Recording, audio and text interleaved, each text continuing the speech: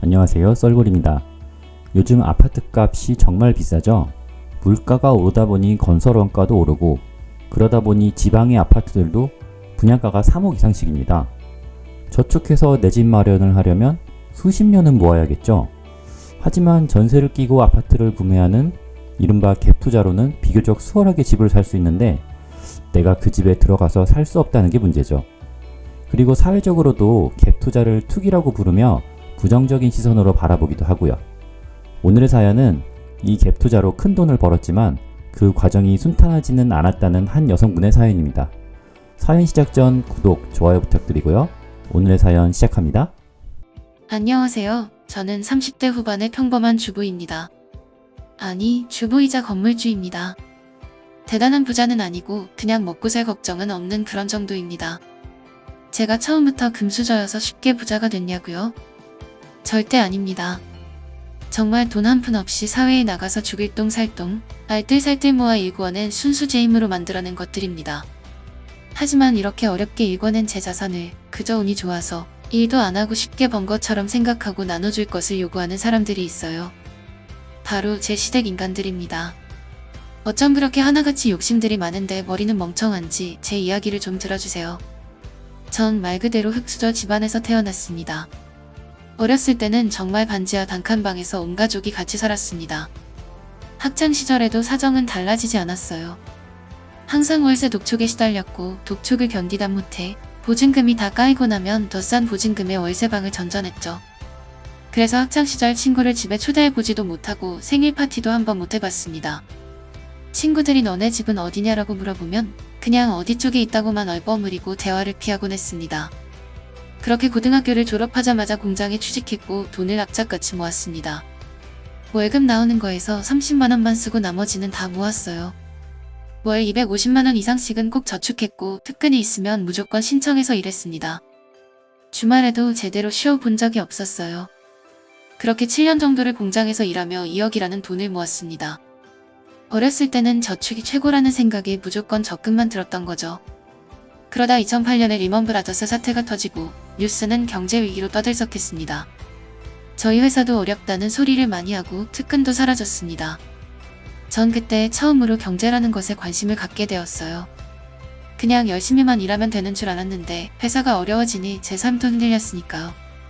그렇게 뉴스를 보는데 주가가 폭락한다, 부동산이 폭락한다 이런 이야기가 나왔습니다. 뭐? 부동산이 폭락한다고? 제 마음속에는 항상 집에 대한 갈망이 있었습니다.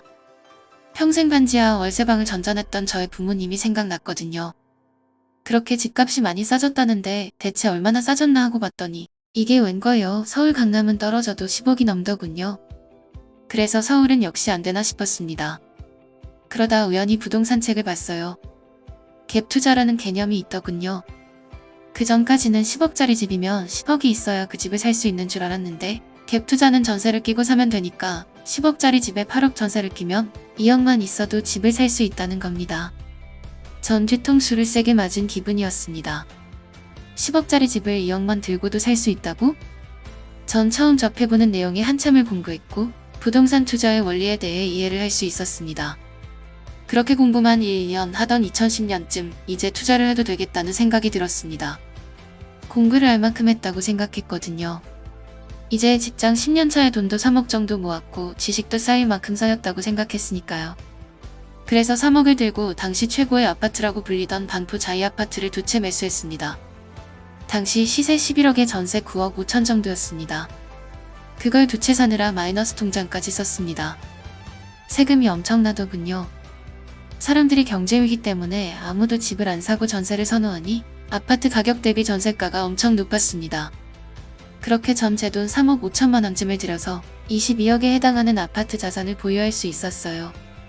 처음엔 좀 무서웠는데 사실 아파트는 시세 등락이 눈에 보이지 않으니 나중에 실감도 잘 안 났습니다. 제가 직접 사는 집도 아니었으니까요. 그렇게 열심히 일을 하며 대출을 갚다가 지금의 남편을 만났습니다.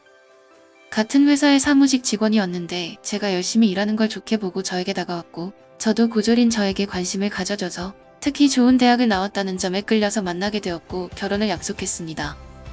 시댁은 지방에서 살면서 시아버님이 공무원으로 퇴직하셨어요. 크게 자산은 없으셨지만 2억 정도 하는 아파트가 있고 공무원 연금으로 노후 걱정이 없다는 점이 큰 자랑인 분들이셨습니다. 전 결혼 이후에도 부동산 투자에 열심이었는데요. 온 지방을 돌아다니며 미분양남 분양권을 사들였습니다. 당시엔 하도 미분양이 많아서 미분양 소진 촉진을 위해 양도세를 5년간 면제해주는 법이 있었거든요. 전 양도세만 안 내도 대박이라는 생각에 살 수 있는 모든 분양권을 대출을 받아서 샀습니다. 이런 저를 남편과 시부모님은 이해하지 못했어요. 저렇게 일벌이다 나중에 큰일 내겠네. 대출 무서운 줄 알아야지. 저거 자기가 살 집도 아닌데 저렇게 닥치는 대로 사는 건 복부인이나 하는 거 아니냐? 공무원이 시아버지 얼굴에 똥칠을 하는 것도 유분수지. 복부인 초기꾼 며느리라니 집안 망신이다 하고 항상 저에게 한 소리 했습니다. 전 부동산에 대한 집착과 제가 공부한 것을 토대로 이건 되는 투자다라는 생각에 집안 사람들의 핀잔에도 아랑곳하지 않고 결혼 전 샀던 반포자이 2채, 지방 분양권 8개를 모았습니다. 분양 시세로 보면 40억 상당이었는데 10%의 계약금만 냈으면 나머지는 중도금 대출이 나와서 반포자이의 전세 시세가 오른 돈으로 모두 충당했습니다. 결국 제 시드머니 3억 5천으로 60억 정도의 자산을 보유하게 된 것이죠. 가족들은 저에게 미쳤다고 했습니다. 남편도 정신 나간 듯 그만하고 평범하고 정상적으로 살라고 매번 잔소리를 했습니다. 그러다 2018년 모든 게 역전되었습니다.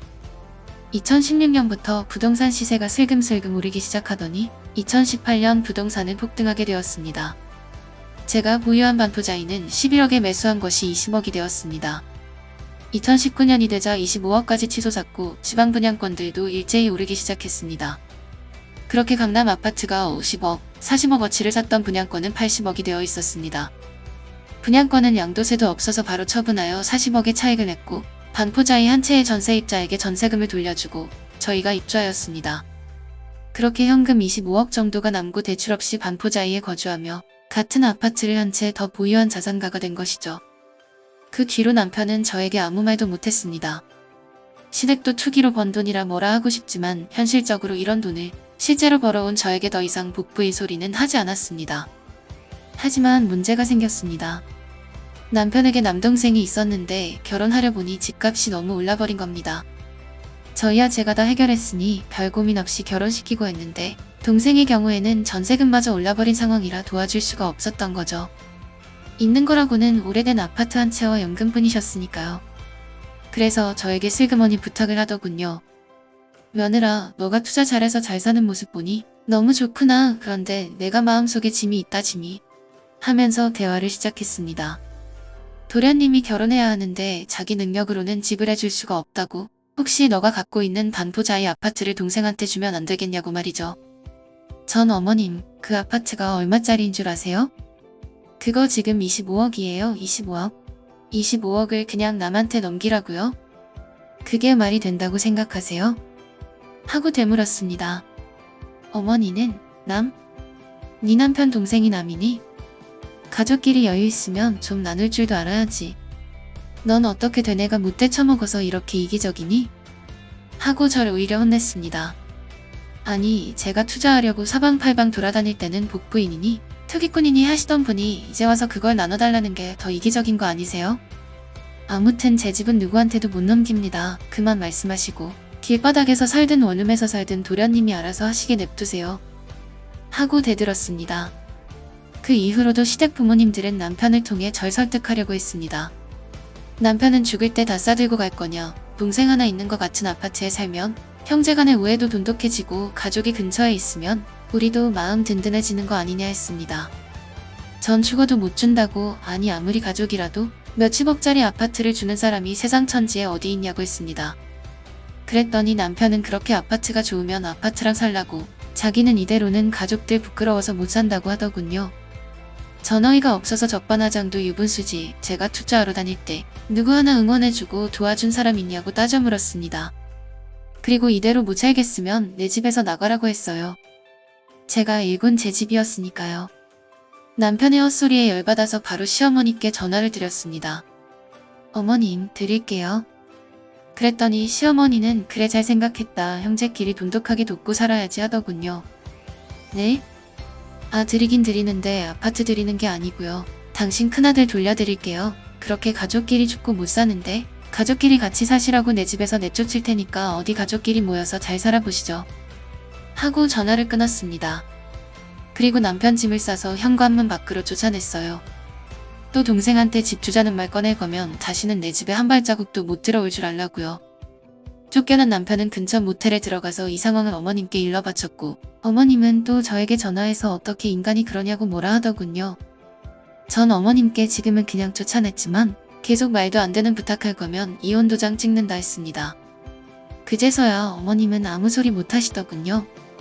거기에 더해서 다시는 금전적인 문제로 저에게 요구하지 말 것과 이번 일에 대해 온 가족이 와서 사과하라고 했습니다. 아무것도 없는 시댁은 행여나 제가 진짜 이혼하자고 할까봐 모두 와서 죄송하다고 하더군요. 그래서 저도 화가 좀 누그러져서 제가 갖고 있던 투룸 오피스텔은 전세금 없이 내어줄 테니 도련님이 원한다면 들어와서 살라고 했습니다. 도련님은 죄송하다고 그 정도만 해도 신혼살림으로 충분하다며 머리를 조아리며 감사 인사를 했습니다. 처음부터 적당한 요구를 했으면 제가 어느 정도는 들어줬을 건데 염치 없이 남의 재산을 넘보다니 너무 괘씸했지만 이번 기회에 집안 서열을 제대로 정리한 것 같아 나름대로의 성과는 있었습니다.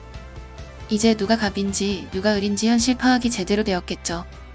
남편도 이 이후로는 찍소리 못하고 집안일도 예전보다 더 열심히 잘합니다. 속마음이야 어떨지 모르겠지만 역시 돈이 최고인 것 같아요.